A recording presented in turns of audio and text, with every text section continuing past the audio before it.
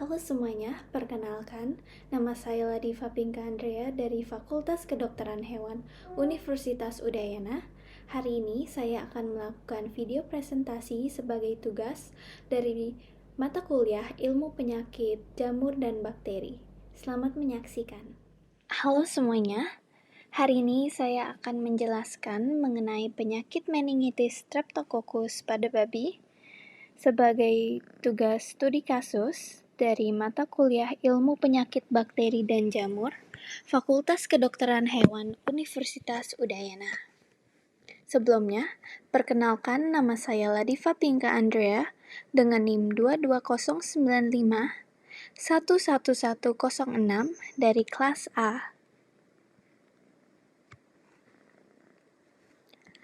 Adapun latar belakang dari studi kasus ini yaitu MSS adalah penyakit pada babi atau Swiss yang disebabkan oleh bakteri Streptococcus sp yang menyebabkan radang selaput otak atau meningitis. Penyakit MSS endemik di hampir semua negara dengan industri babi yang luas. Di Indonesia, wabah Streptococcus pada babi pertama kali terjadi di Bali pada tahun 1994 yang penyebabnya berhasil diisolasi oleh BPVET Denpasar Wilayah 6, yaitu bakteri Streptococcus zooepidemicus. Kemudian, kasus yang sama dilaporkan juga di Sulawesi dan Papua, Flores dan juga kota Mataram. Penyakit Streptococcus pada babi menimbulkan kerugian berupa kematian, baik pada anak babi, terutama pada anak babi lepas sapi maupun pada babi dewasa. Biaya pengobatannya yang tinggi dan bersifat zoonotik yang menyebabkan keresahan di masyarakat. Adapun rumusan masalah dari studi kasus ini yaitu apa penyakit meningitis Streptococcus pada babi? Bagaimana gejala klinis penyakit meningitis Streptococcus pada babi? Bagaimana penularan penyakit meningitis Streptococcus pada babi? Apa upaya pencegahan penyakit meningitis Streptococcus pada babi? Lalu, adapun tujuan dari studi kasus ini yaitu penonton memahami dan mengetahui mengenai penyakit meningitis Streptococcus suis atau pada babi.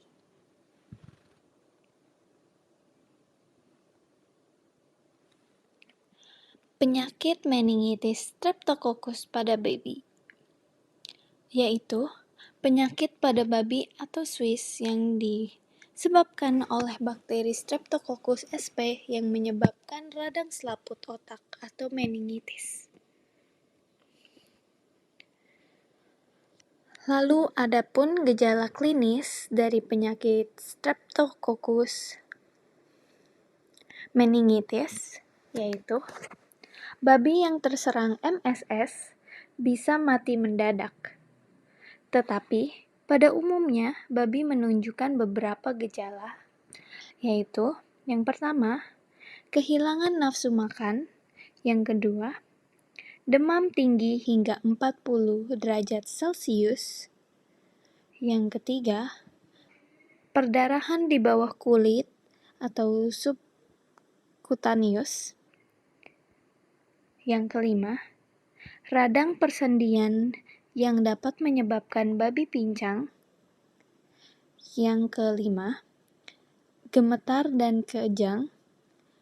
Dan yang keenam, yaitu gejala yang biasanya paling menonjol yaitu gejala saraf. Adapun beberapa gejala yang tidak saya sebutkan seperti kulit memerah atau juga kehilangan keseimbangan, lumpuh, radang sendi kaki-kaki, serta lebam-lebam.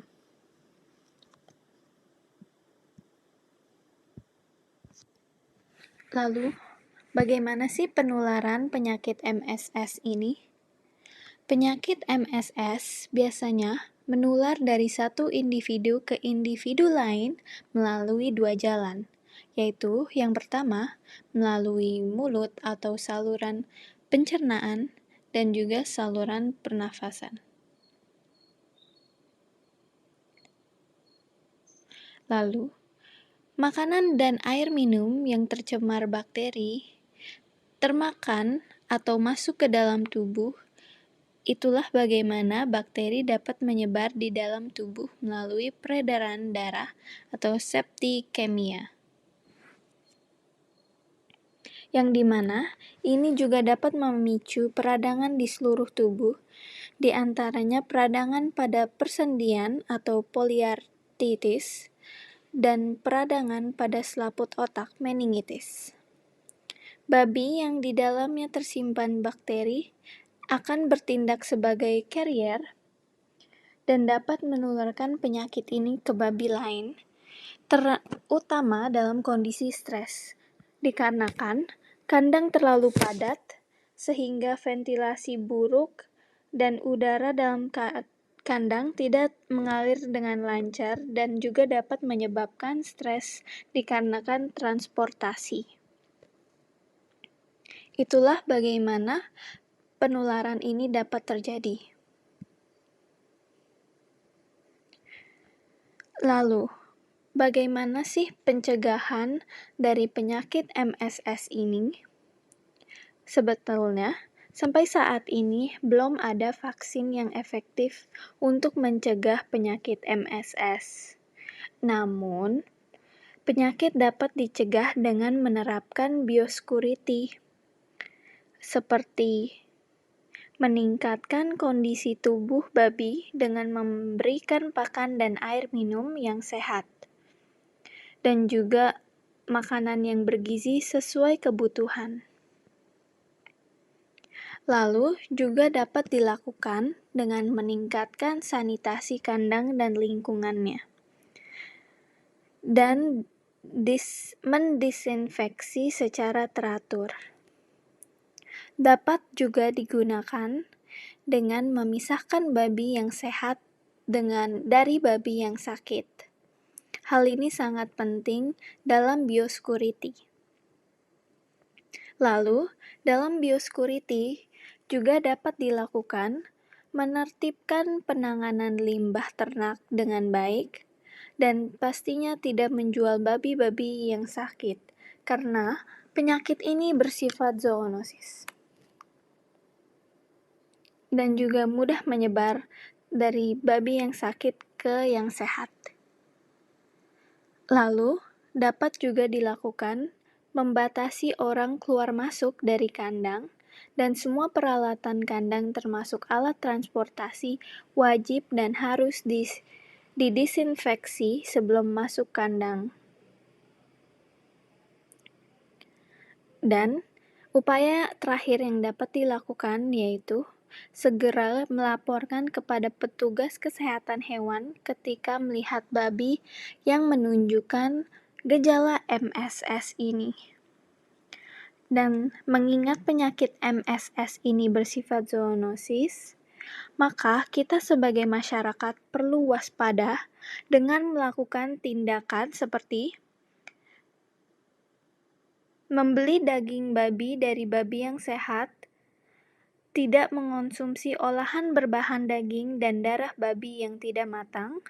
Lalu, kita juga dapat memasak daging dengan sempurna dan jangan lupa untuk mencuci tangan sebelum dan sesudah menangani daging. Diharapkan kita sebagai masyarakat dapat peduli dan juga dapat peka terhadap pencegahan ini agar rantai penularan dapat tercegah. Kesimpulan dari studi kasus ini yaitu penyakit meningitis Streptococcus ini disebabkan oleh infeksi Streptococcus sp yang dapat menyebabkan radang selaput otak, dan hal ini dapat mengakibatkan gejala yang serius pada hewan. Lalu, potensi zoonosis pada penyakit ini yaitu patogen zoonotik, yang artinya dapat ditularkan dari babi kepada manusia. Oleh karena itu, penting untuk dilakukan langkah-langkah keamanan dan perlindungan bagi para pekerja pertanian, ataupun peternakan, ataupun orang yang berhubungan dengan babi. Lalu, adapun beberapa gejala yang disebutkan tadi, yaitu demam, kejang, ataupun gejala saraf, dan peradangan sendi. Lalu, untuk pengobatan dan pencegahan, dapat dikatakan bahwa kita dapat mencegahnya dengan biosecurity, namun belum ada vaksin yang cukup efektif untuk mencegah penyakit MSS ini. Dan yang terakhir, yang paling penting adalah kita sebagai masyarakat harus selalu aware dan sadar dalam pemeliharaan yang bersih, dan selalu isolasi hewan yang sakit, dan jangan lupa untuk memberinya makanan dan air yang bersih dan cukup. Sekian presentasi studi kasus penyakit Streptococcus meningitis pada babi dari saya. Kurang lebihnya, saya mohon maaf apabila ada salah kata atau salah ucap, dan semoga presentasi ini dapat bermanfaat untuk kita semua. Terima kasih.